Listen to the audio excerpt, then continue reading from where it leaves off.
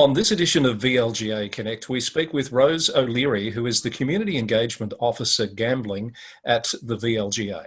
And we're going to talk about the things that councils can be doing to give effect to a stronger policy position when it comes to gaming machines. Rose, thank you for your time on VLGA Connect. Lovely to see you. Lovely to see you too, Chris. Thanks for having me. Great. Tell us a little bit about the work that you're doing in this space for the VLGA. Of course. So the VLGA is funded by the Victorian Responsible Gambling Foundation for a project that's called Councillor Champions, Civic Communities, and right now we're going to talk about the Councillor Champions part of that project, and that's to ensure that councils are equipped with everything they need in order to be making sure that gambling harm prevention is meaningfully in policies.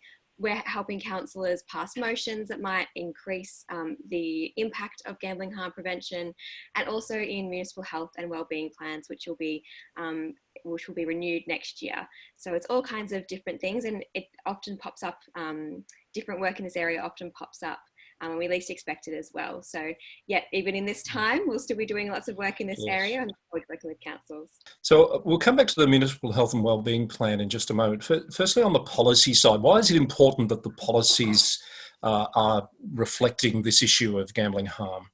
Councils are actually, because the councils are the level of government that is closest with communities, as we know, they actually have a lot of really great levers to be able to prevent harm from gambling. And one of the areas that I've worked in the most is in terms of applications for poker machines. So when a pub or a hotel or a club applies for poker machines, if the levers of policy are used correctly and if they are pre-existing, it puts councils in a really good position to be able to respond to those applications.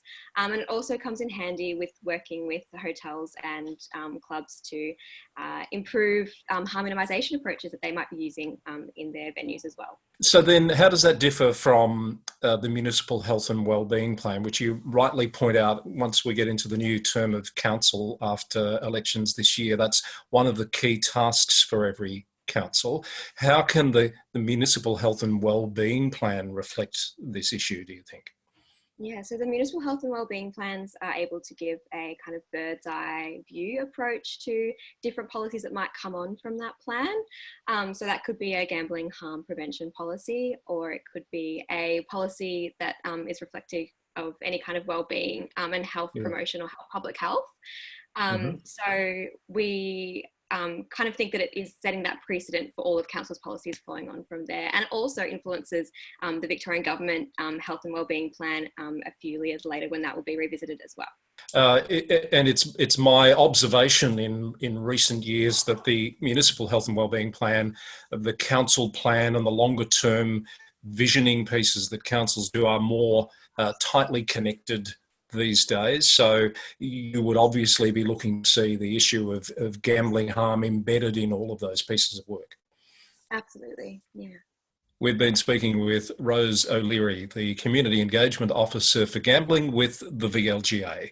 And we'd like to hear from you at VLGA Connect. If you have a story to tell, perhaps an example of how you're adapting in the COVID-19 world, please reach out vlga@vlga.org.au and we'll be in touch, and we may see you on a future edition of VLGA Connect.